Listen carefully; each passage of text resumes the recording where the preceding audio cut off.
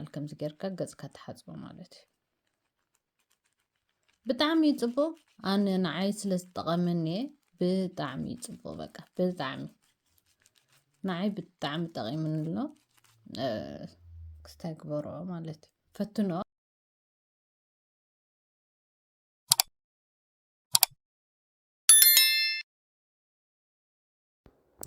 ሰላም ሰላም ከመይ ቀኒኽን ደሓን ዲኽን ኩሉ ሰላም ድዩ ኩሉ ኣማን ድዩ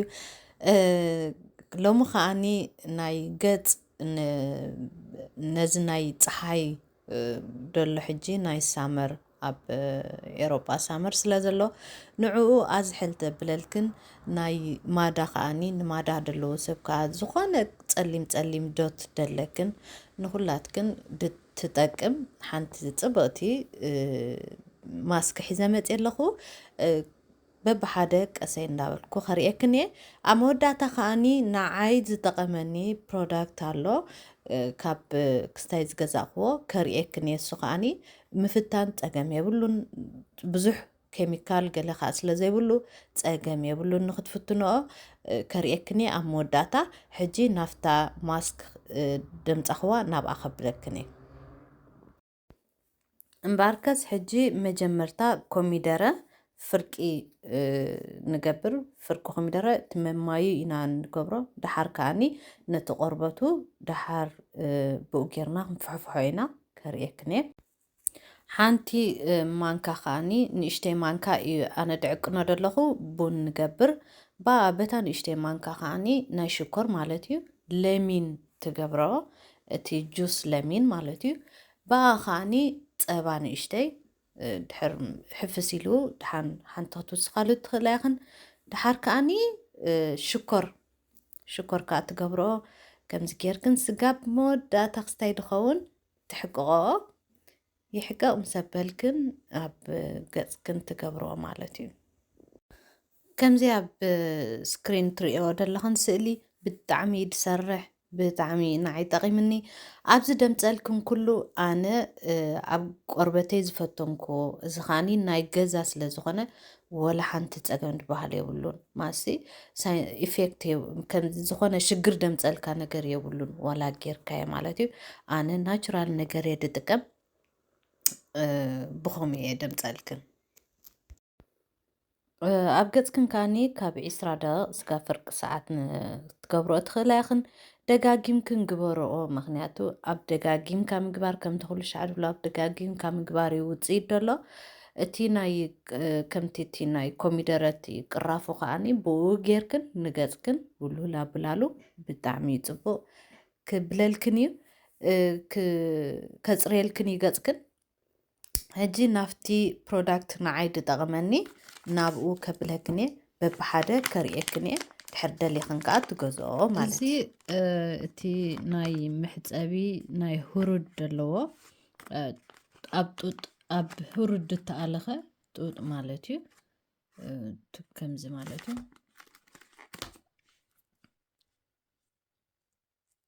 ዓፍራ እዩ ከምዚ ምስ ገበርክኖ እንታይ ዝበሃል ይኸውን ማለት እዩ የፅርየልክን ገጽክን ማለት እዩ ኣብቲ ገጽክን ይዓፍር እዩ ከምዚ ኢሉ ግን ናይ ሁሩድ ስለ ዝኾነ ፅቡቕ እዩ ብጣዕሚ እና እዚኣ ሓንቲ ከዓኒ ሳሙና ትጥቀማ ከዓኒ እዚ ንገጽን ንነብስን ሕርፍፍ ዝበለ እዩ ኣነ ብዙሕ ግዜ ተጠቂመሉ ኣለኹ ፅቡቕ እዩ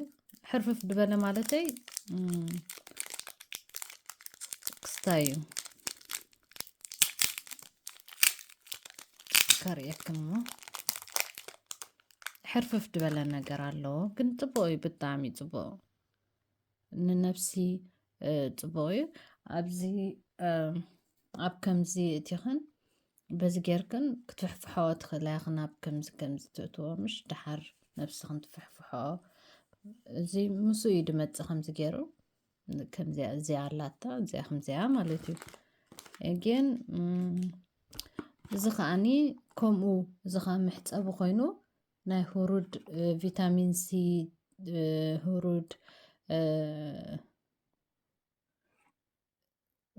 ኩሉ ኣሎ ብዚ ብራይት ይገብር እዩ ፌስ ክሊነር እዩ ብራይትነስ ገብሪፍ ማለት የብርሃካ እዩ ፌስ ክሊነር ኢኻ ናይ ገጽ መሕጸቢ እዩ ዝዊን ዓፍራ እዩ ከርእየክን እየ ከፊተ ከርእየክን ኣነ ይጥቀመሉ እየ ኣብዝና ኣለክን ቱርመሪክ ኮጂክ አሲድ ብራይትነስ ፌስ ክሊነር ቪታሚን ሲ ኣለዎ ቱርመሪክ ኤክስትራ ኣለዎ ከምዚኣ ጌርክን እዚ መፋሕፍሕ ኣለዎ ሶ ከምዚ ጌርክን ከምዚ ፀቂጥክን ምስ ሕጂ ኖርማል ከምዚ ጌርካ ገጽካ ትሓፅቦ ማለት እዩ ብጣዕሚ ፅቡቅ ኣነ ንዓይ ስለ ዝጠቐመኒ ብጣዕሚ ፅቡቅ በቃ ብጣዕሚ ንዓይ ብጣዕሚ ጠቒሙኒ ኣሎ ክስታይ ክበርኦ ማለት እዩ ፈትንኦ ንዓኹን እውን ክጠቕመክን ይኽእል እዩ ምፍታን ፀገም የብሉ እሺ እዚኣ ከምዚኣ ጌርና ንዓፅዋ ማለት እዩ እዚኣ ምስ ዓፀናያ እዚኣ ከዓ ከርእየክን እየ እዚኣ ከዓኒ ናይ ለይቲ ክስታይ እዩ ማስክ እዩ ግን ናይ ለይቲ እዩ ናይት ኮላጅን ናይት እዩ እዚ ኣብ ቲክቶክ ኮሪኦ ክንኦ ትኸና ይኽን ኣነ ካብ ቲክቶክ የገዘዮ ቲክቶክ ሾፕ ካብኡ የገዘዮ ሶ እዚ እዩ ለይቲ ከዓኒ እዚ መብዛሕትአን ኮ ገይረኖ እየ እንዳሓድራ ኣነ ግን ገይረ ኣይሓድርን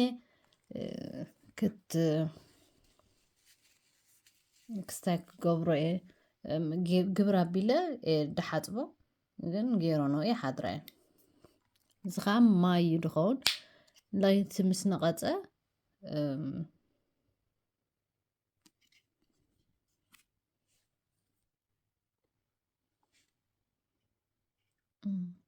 ክፍትና እዚ መልከይ ምስ እዩ ድመፅእ ሶ ከምዚ ጌርክን ትለኸዮ ይደርቕ እዩ ንቕፂሉ እዩ ድሓድር ዳሓር ቅለጥ ማለት እዩ ንቕፂሉ ይሓድር ዳሓር ቅለጥ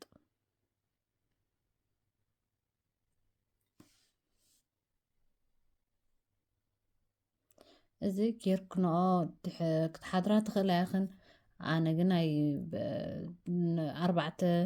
2-3 ሰዓት ተገይረዮ የብሉ እየ ይሓፅቦ እየ እዚኣ ከዓኒ ኦይል እያ ናይ ሁሩድ ኦይል ማለት እዩ ናይ ሁሩድ ኦይል እዩ ንዓይ ተሰሚዕኒ እዩ ክትፍትንኦ ኢለ ኣነ ከዓኒ ፅቡቅ እዩ ናቹራሊ ከም ናቹራሊ ወላ ሓንቲ እንታይ ዝበሃል ነገር የብሉን ኬሚካል ነገር የብሉን ሶ ስፔሻሊ ከም ናተይ ማዳ ደለክን ማዳ ዘለክን ክትጥቀማሉ ትኽእላ ኢኻ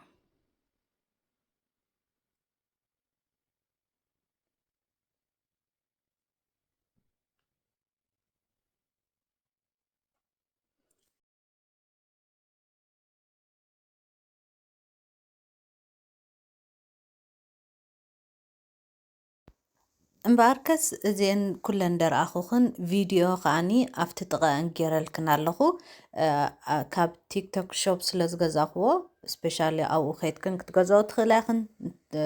ምፍታን ፀገም ዶ የብሉን ከምቲ ዝበልክዎ ፈትንኦ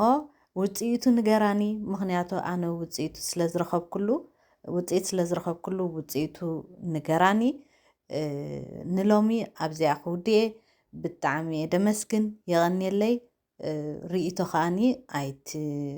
ኣይትረስዖኦ ኣብ ኮመንት ግደፋለይ ኩሉ ነገር ተጠቒምክን ወይ ገለ ከዓ ንገራኒ ፈትንኦ ቴንኪዩ ብጣዕሚ እየ ደመስግን ኣብ ቀፃሊ የራኽበና ሰላም ምስ ኩሉና